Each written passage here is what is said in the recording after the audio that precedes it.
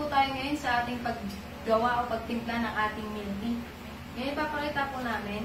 Ito po yung ating shaker. Ang gagawin po namin ngayon ay classic milk tea po.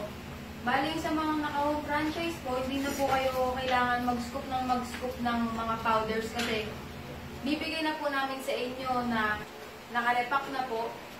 May mga labels na po yan. Katulad po nito, winter melon, meron na rin po siyang size. Kung ang size po ito. Sa classic po, ginagamitan lang po natin ng sweetener. Bali, ang aming titimplahin po ay large. So, gagamitan po namin ito ng 40 ml po ng ating sweetener.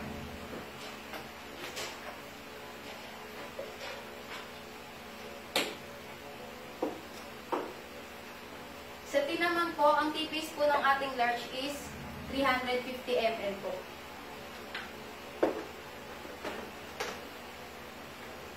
Ibig sabihin po ng ating tea base ay kung magsasalin po kayo ng tsaa sa ating shaker, papabutin po natin ito hanggang 350 ml. Ngayon po, i-stir naman po natin ang tsaa natin. Kung makikita nyo po, pag i-stir po natin ito, bumababa po yung ating tea. Hindi na siya sumasakto ng 350. Hindi na po natin siya kailangan dagdagan ng tsaa. Ito na po yung tamang sukat. Kaya po sa ating sinabing tea base, kasama na po sa bilang yung ating powder na nasa ilalim. Sa paglagay naman po ng sinkers, diretso po tayo agad sa baso. Usually, ang ginagamit po nating sinkers is purple ang ating tapioca. Ngayon po, kami po ay gagamit lang po ng coffee jelly. Sa isang scoop po natin, tapioca scooper, ito po yung usually 10 pesos to 15 pesos po. So, paglalagay po ng ice sa ating shaker, sa large po, lalagay po natin ito na hanggang 500 po.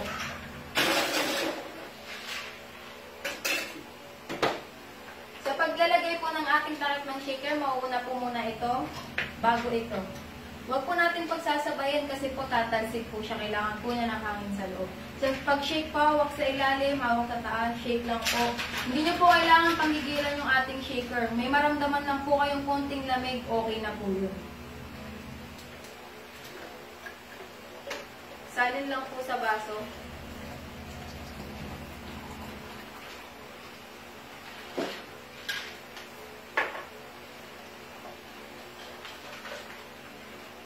Pag di po siya umabot sa napuno sa baso, dadagdagan lang po natin siya ng ice. Bakit hindi po siya umabot? Kasi po ang ating large po ay 700 ml po siya. Ito na po yung ating classic milk tea po. Next naman po natin gagawin is ang ating winter melon po. May procedure lang po, ang sinkers po ulit, sa baso lang po.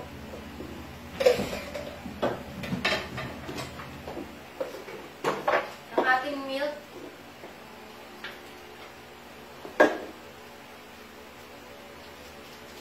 Gupit lang po ulit, salin lang po ulit sa baso. Sa winter melon po, hindi na po natin to ginagamitan ng sweetener. Ito na po yung pinaka ginagamit natin flavor and nandito na rin po yung ating tamis sa flavor po. Same lang din po, 40 ml lang din po for large. Bali kayo po, meron po kayo mga handouts, nandun na rin po yung sukat bawat sizes.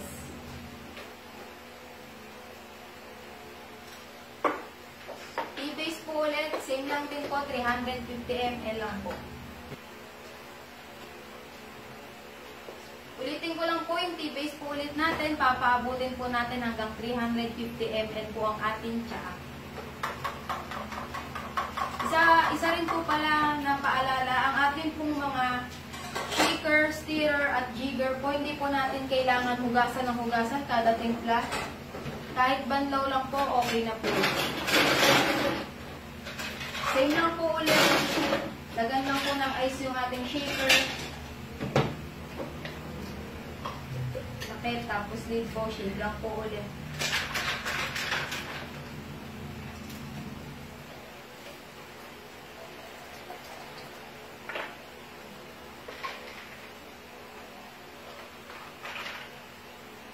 Hindi po siya ulit umabot dahil 700 ml nga po itong ating baso. At yung ating shaker po ay 500 ml lang po. Wala naman pong paso yun, wala pong problema. Basta dagdagan nyo lang po ng ice.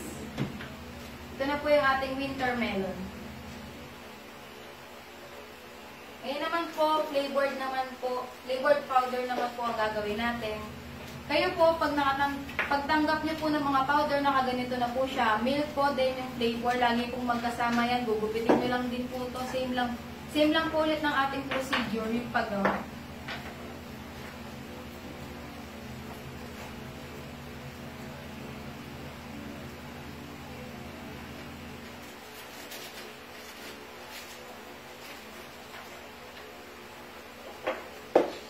Sweetener po ulit, 40 ml pa rin po.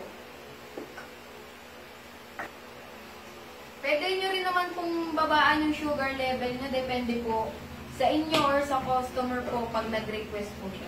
Basta, ang lagi pong 100% po natin sa large ay 40 po, sa medium po 100% na po natin yung 30 ml, sa small naman po 20 ml po.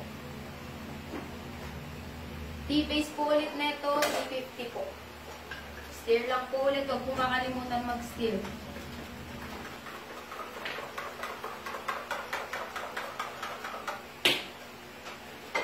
Lagi din po tatandaan, pag ang ating flavor po ay cinnamon, hindi na po natin ginagamitan ng sweetener po.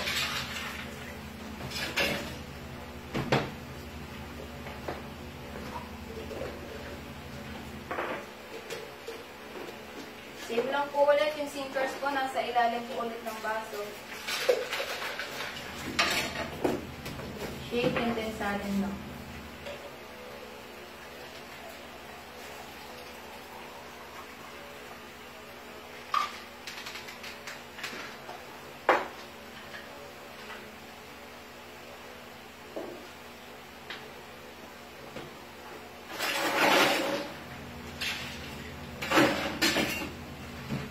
Ito na po ngayon yung ating chocolate milk.